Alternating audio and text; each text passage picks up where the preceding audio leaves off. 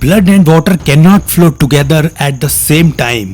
प्रधानमंत्री श्री नरेंद्र मोदी के ये शब्द मात्र शब्द नहीं थे, बल्कि एक चेतावनी थी।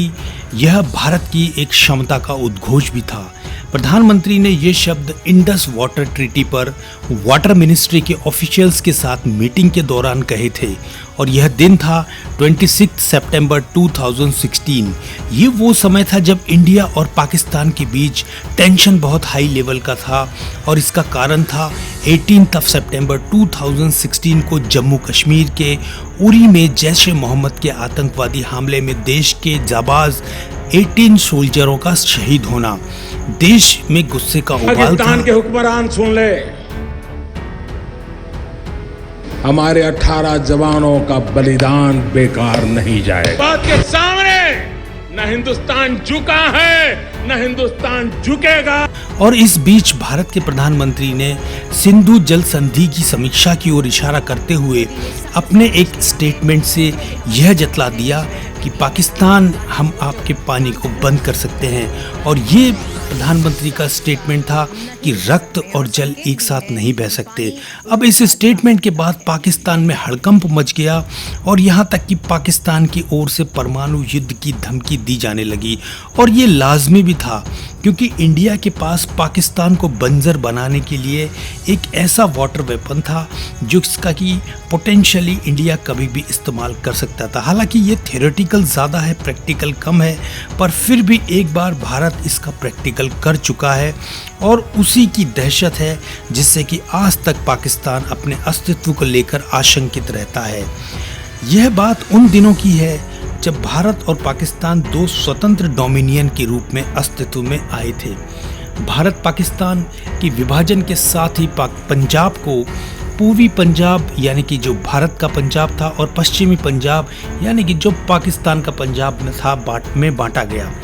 ये बंटवारा काफ़ी कॉम्प्लिकेटेड था, क्योंकि दोनों ही देशों की पॉलिटिकल बाउंड्री से इंडस रिवर बेसिन का बंटवारा भी हुआ था, जिसमें से 6 में से 5 नदियों का जो अपस्ट्रीम यानी कि ऊपरी हिस्सा था वो भारत के क्षेत्र में चला गया।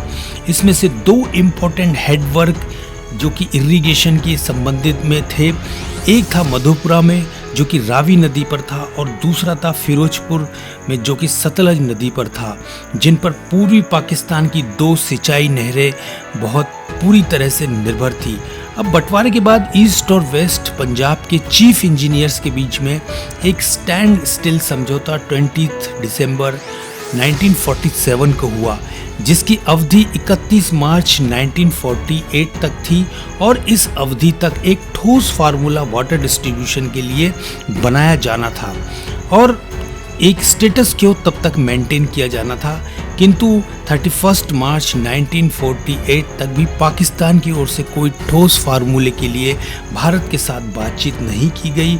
इसका परिणाम ये हुआ कि ईस्ट पंजाब यानी कि भारत ने स्टैंड स्टिल समझौते को निर्धारित तिथि के बाद यानी कि 31 मार्च 1948 के बाद रिन्यू करने से इनकार कर दिया, और 1 अप्रैल 1948 को फिरोजपुर वाटर हेड से डिपलपुर कैनाल और उसकी मेन ऑफ अपर बारी डोब कैनाल को वाटर सप्लाई को शट डाउन कर दिया गया, यानी कि पानी की सप्लाई को बिल्कुल बंद कर दिया गया।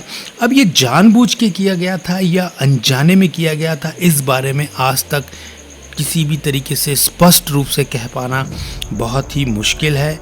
लेकिन इसने पाकिस्तान को दहशत से रूबरू करा दिया कि उसका अस्तित्व भारत से आने वाले पानी पर ही निर्भर करता है, और पाकिस्तान का ये डर बेईमानी नहीं था, क्योंकि मात्र एक वाटर हेड की सप्लाई बंद होने से पाकिस्तान के 5.5% क्रॉप लैंड यानी कि कृषि भूमि पर खरीफ की फसल नहीं हो सकी थी। फाइनली पाकिस्तान ने हालांकि अपना डेलीगेशन भारत के साथ निगोशिएशन के लिए भेजा, और वाटर सप्लाई को रीस्टोर कर दिया गया। किंतु आज भी पाकिस्तान का यदि देखा जाए तो 90% जो फूड प्रोडक्शन है वो इसी इंडस वाटर रिवर्स पर और उसकी जुड़ी कैनाल पर निर्भर करता है, और साथ ही साथ पाकिस्तान की जीडीपी का 25 to 30% और रोजगार का 65% जो कि कृषि पर आधारित है, इन्हीं कैनाल्स के ऊपर निर्भर करता है, उसी पानी पर निर्भर करता है जो कि भारत से होकर आता है। अब ये जो तकरीबन ये सारा कैनाल सिस्टम है, ये लगभग पाकिस्तान में 48 मिलियन एकड़ लैंड को इरिगेट करता है। बट अनफॉर्चुनेटली यह सारा कैनाल सिस्टम में जो पानी है, जो वाटर है, वो भारत से आने वाली नदियों से आता है और जिनको कंट्रोल करने की पोजीशन में इंडिया हमेशा से रहा है। हालांकि ये 1960 के इंडस वाटर ट्रीटी से पानी का बंटवारा तय होता है, लेकिन इन नदियों की नौब भारत के कश्मीर में है और यही कारण है कि पाकिस्तान को हमेशा से कश्मीर पर नियंत्रण चाहिए। मैं उम्मीद करता हूं कि आज के इस वीडियो से आपको कुछ नई जानकारी निश्चित रूप से प्राप्त हुई होगी।